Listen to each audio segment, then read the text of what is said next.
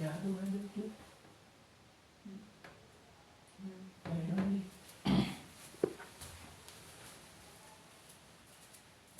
Hello student, good morning to all of you. तो मैं आपके लिए लाया हूँ मैथ, जो हाई स्कूल यानी कि एग्जाम में सवाल आने वाले हैं।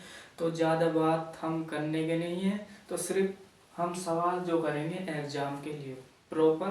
तो हम चलते हैं, जब तक छोड़ेंगे नहीं, जब तक तोड़ेंगे नहीं। तो बात करेंगे हम वास्तविक संख्या, यानी कि सवाल नंबर पहला है। एक्सरसाइज हमारे पास है एक्सरसाइज 1.1। तो वो कहता है मेरे प्यारे बच्चों, तो वो कहता है निम्नलिखित संख्याओं का एचसीएफ ज्ञात करने के लिए यूक्लिड विभाजन एल्गोरिथम का प्रयोग कीजिए। तो हमारे पास सवाल है, तो सवाल नंबर हमारे पास पहला है, यानी कि 1, 3, 5 और कितना है 2, 2, 5 है बच्चों। तो ये सवाल हमें करना है किस तरीके से हम देखेंगे। तो हमारे पास एक फॉर्मूला था A = BQ + R। तो ये फॉर्मूला था, यानी कि फॉर्मूला ये था, यानी कि सूत्र क्या था, सूत्र हमारे पास है ना। तो इसी प्रकार से हमें सवाल करना है। देखेंगे हम क्या करेंगे अब।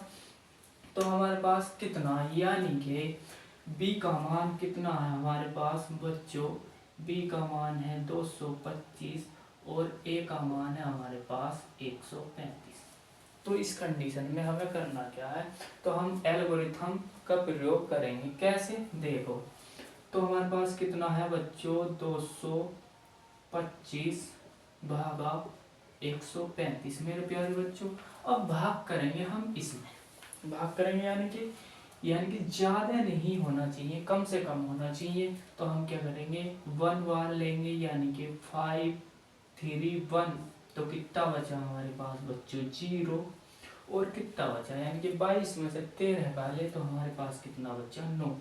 तो पहली कंडीशन ये आ गई।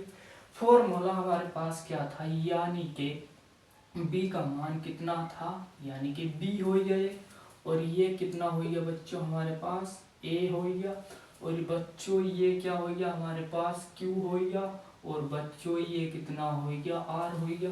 तो इसी कंडीशन में मैं बहुत बेहतरीन तरीके से तुम्हें समझा दूंगा। तो अब कंडीशन में हमें क्या करना है, देखो फॉर्मूले में रखेंगे a का मान ये है, यानी कि a का मान हमारे पास कितना है बच्चों, यानी कि a का मान ये है, कितना है 135 है, कितना है 135। और b का मान कितना है हमारे पास 25 गुणा q का मान कितना है 1 है बच्चों, और प्लस r का मान कितना बच्चों 90 है। तो उसी प्रकार से हम दूसरी कंडीशन करेंगे। देखो दूसरी कंडीशन में क्या होता है, दूसरी कंडीशन में यानी कि हमारे पास कितना है 135 है। तो 90 का ना 90, तो बच्चों 90 का ना 90 कितना है हमारे पास 5, और कितना बचा 4। दूसरी कंडीशन में इसी प्रकार हमारे पास क्या होगा इसमें, यानी कि हमारे पास a का मान 100, यानी कि b का मान 135, यानी कि b का मान 135। और उसी कंडीशन में हमें क्या करना है बच्चों, यानी कि इसका मान कितना होगा 90 और गुणा 1 और प्लस 45। अब दूसरी कंडीशन में हमें क्या करना है बच्चों, तो हमें लिखना है 90 और कितना लिखा हमारे पास कितना है 45। तो हम इसे डिवाइड करेंगे कैसे, 45 दूनी 90, तो पूरा कैंसिल। तो हमारे पास यानी कि b का मान कितना है बच्चों 90 और कितना है हमारे पास 45 गुणा 2 और प्लस शेष में 0। तो इसका HCF करना है। HCF जो है हमारे पास कितना है 45 है। तो HCF कितना हुआ बच्चों 45, ये इसका आंसर हो जाएगा बच्चों। तो मैंने जो है आपको पहला सवाल इसी तरीके से समझा है ताकि आप संरेखंड कर सके। तो हम सवाल नंबर 2 करेंगे। तो बच्चों नेक्स्ट में देखते हैं। दर्शाइए कि कोई भी धनात्मक विषम पूर्णांक 6q+1 या 6q+3 या 6q+5 के रूप का होता है जहाँ q कोई पूर्णांक है। तो हम क्या करेंगे, उसने दिया है यानी कि दूसरा सवाल 6q+1 या 6q+3 और कितना दिया है उसने 6q+5। तो सवाल करना क्या है, देखो तो धनात्मक विषम पूर्णांक संख्या यानी कि r = 0 1 2 3 4 5 6 7 8 सही है। तो ये क्या है हमारे पास धनात्मक विषम पूर्णांक संख्या। तो हमें क्या करना है, तो हम क्या करेंगे, हमारे पास फॉर्मूला क्या था बच्चों, a = bq+r। b का मान हम क्या रखेंगे बच्चों, 6 रखेंगे, b का मान 6 रखेंगे। तो देखो a = b का मान कितना है 6q प्लस r का मान 0, r का मान 0, तो 0 हो गया यानी कि a बराबर 6q। पहली कंडीशन ये थी। अब दूसरी कंडीशन में तो हम क्या रखेंगे, a = 6q प्लस का 2 रख दिया मैंने r की जगह। अब a = 6q+3 रख दिया मैंने। फिर क्या करा मैंने, a = 6q+4 और a = 6q5 और a = 6q+6 और a = 6q+6। तो उसने कहा है विषम पूर्णांक संख्या। तो विषम हमारे पास क्या है, विषम संख्या ये है और विषम संख्या ये है और विषम हमारे पास ये है, क्या है, विषम संख्या होगी। तो बच्चों अब नेक्स्ट में हम सवाल देखेंगे तीसरा। क्या, तो तीसरा सवाल कहता है किसी परेड में 616 सदस्यों वाली एक सेना आर्मी की टुकड़ी को 32 सदस्यों वाले एक आर्मी बैंड के पीछे मार्च करना है। तो दोनों समूह को समान संख्या वाले स्तंभों में मार्च करना है। उन स्तंभों की अधिकतम संख्या क्या है जिसमें वे मार्च कर सकते हैं। तो उसने दिया है कितना, तीसरा सवाल कितना दिया है 616 और 32, कितना 616 और 32। तो इस सवाल को दो विधि से कर सकते हैं। देखो 616 को हम कैसे लिख सकते हैं, यानी कि 616 को कैसे लिख सकते हैं बच्चों, तो इसको लिख सकते हैं 32 × 19 और 32 को लिख सकते हैं हम कैसे 8 चौक 32। तो ये हो गया इस कंडीशन में।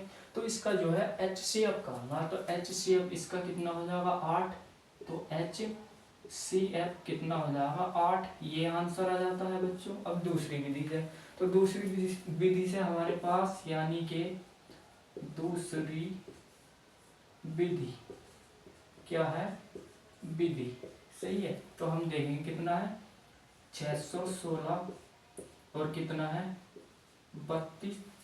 अब 32 में इसमें पढ़े जो 600 से कम हो संख्या। तो हमारे पास कितना है 32 और 19, 9 दूनी 18, हंसी लगाए 9 के 27, 28 और कितना 2 3 8 और 0 6। तो कितना आएगा 6 8, 16 में से 8 के कितने बचे हुई 8, तो 8 आएगा हमारे पास, कितना आएगा 8, ये 19 बार गया था ना। तो ये हमारे पास क्या आएगा HCF आएगा, कितना HCF कितना 8 आएगा आंसर। इसी प्रकार मैंने को सवाल बहुत बेहतरीन तरीके से समझाया है। अब नेक्स्ट देखेंगे क्या करना हमें। नेक्स्ट में चौथा सवाल क्या था, यूक्लिड विभाजन प्रमेय का प्रयोग करके दर्शाइए कि किसी धनात्मक पूर्णांक का वर्ग किसी पूर्णांक m के लिए 3m या 3m+1 के रूप का होता है। तो उसने संकेत दिया है, यह मान लीजिए x कोई धनात्मक पूर्णांक है। फिर उसने कहा है तब यह 3q+1 या 3q+2 के रूप में लिखा जा सकता है। इनमें से प्रत्येक का वर्ग कीजिए और दर्शाइए कि इन वर्गों को 3m या 3m+1 के रूप में लिखा जा सकता है। तो सिद्ध करना है हमें क्या, यानी कि सिद्ध क्या करना है, 3m कौन से सवाल में, 4 में 3m, 3m+1 सही है। तो वो कहता है, तो मैंने माना x = मैंने मान लिया 3q। अब लिखेंगे हम इस कंडीशन में, तो हम लिखेंगे दोनों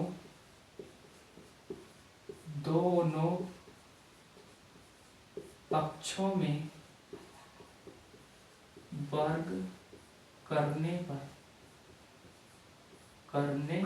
बच्चों, तो x² बराबर 3q का स्क्वायर, तो x² बराबर कितना हो गया 9q²। तो x² हम क्या लिख सकते हैं 3q²।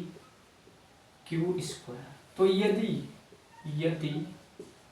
कितना लिखेंगे हम m = 3q²। तो ये मान रखना हमें किसकी जगह, n की जगह। तो x² बराबर 3 यानी कि 3m। तो पहला ये सिद्ध हो क्या जाता है बच्चों। अब दूसरी कंडीशन क्या है इसकी, दूसरी कंडीशन यानी कि हम क्या मानेंगे x = 3q और +1 सही है। तो हम क्या करेंगे, तो दोनों पक्षों में वर्ग करने पर बच्चों, तो x² = 3q+1 का होल स्क्वायर, x² यानी कि कितना हो जाएगा 9q² +1 +2ab यानी कि 6q। तो तुम्हारी समझ में नहीं आया होगा बच्चों, तुमने क्योंकि फॉर्मूला याद नहीं करा ये वाला a + b का होल स्क्वायर यानी कि a² + b² + 2ab। जब तक ये याद नहीं होगा, जब तक समझ में नहीं आने का, तो हम क्या करेंगे x², तो हम क्या करेंगे 9q² + 6q और प्लस का 1।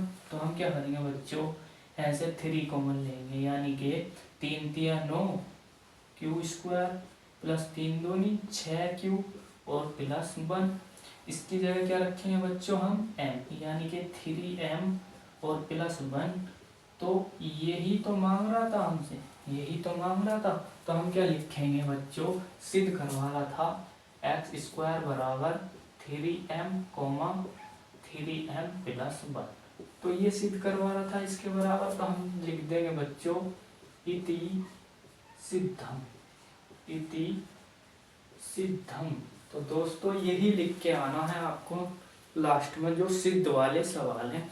तो हमारे पास इसी प्रकार से एक सवाल और है इसमें, नेक्स्ट 5। तो 5 सवाल कहता है यूक्लिड विभाजन प्रमेय का प्रयोग करके दर्शाइए कि किसी धनात्मक पूर्णांक का घन, इसमें घन पूछ रहा है बच्चों 9 और 9+1 या 9+8 के रूप का होता है। तो ये सिद्ध करना है बच्चों, x बराबर 3q। मैं इस कंडीशन में यानी कि जो इस सवाल में दिया है कि q ही मान लो, कुछ भी मान लो, r मान लो, x मान लो, z मान लो, कुछ भी मान लो। तो मैंने क्या करा, लिखा मैंने दोनों पक्षों में वर्ग करने पर, नहीं बच्चों वर्ग नहीं, घन होगा, क्या है घन करने पर, क्या है घन करने पर। तो इसी कंडीशन में देखेंगे हम x की q और 3q का घन और x की q 3 का घन 27 बच्चों और q की घात 3। तो इसको हम लिख सकते हैं बच्चों 9 3q की घात 3। तो यदि 3q = m ये मान है, तो x की q तो 9m। तो ये सिद्ध करवा रहा था बच्चों। अब दूसरी कंडीशन में देखें क्या सिद्ध करवा लिया, ये सिद्ध करवा रहा है बच्चों। तो हमें क्या मानना पड़ेगा, x = यानी के 3q प्लस 1। तो हमें लिखना है दोनों पक्षों में वर्ग करने पर बच्चों। तो हम क्या लिखेंगे, नहीं वर्ग नहीं, घन होगा, घन करने पर बच्चों। तो कितना हो जाएगा x³ और 3q प्लस 1 का घन। तो हम क्या करेंगे 3q यानी कि कितना हो जाएगा 27q की q प्लस 1 प्लस 3ab यानी कि 6q और हमारे पास हो जाएगा 3q प्लस 1। तो हमें क्या करना है 9 27q और कितना हो जाएगा प्लस 1 बच्चों। इसकी हम इसके अंदर गुणा कराएंगे, देखो कैसे 6 18 यानी कि 6 18 यानी गलत हो गया फॉर्मूला, यानी कि कितना हो जाएगा ये होगा यानी कि 3 3 9 होगा बच्चों। तो 9 3 27q² और प्लस के 9q। तो इसी कंडीशन में हमें लिखना है 27q की 3 और लिखना हमें 27q² और प्लस का 9q और प्लस का 1। अब देखो कॉमन क्या आ रहा है ऐसे 9, तो 9 यानी कि 9 27q³ plus 9 27q² plus q plus 1। इस कंडीशन में रखना क्या है इसकी जगह, यदि 3q प्लस 3q² और प्लस का q इजिकल टू m रखना है। तो कितना रखेंगे हम 9m प्लस 1। तो ये सिद्ध करके लाना था किसके बराबर, x³ बराबर कितना 9m प्लस 1, ये सिद्ध करके लाना था बच्चों। तो दूसरी कंडीशन में यानी कि तीसरी कंडीशन में ये सिद्ध करके लाना है। तो इसमें क्या करना है, तो बच्चों मैं बता देता हूँ आपको, मैंने इतने सारे खंड करवा दिए, तो आप एक खंड नहीं कर सकते, करेंगे जरूर।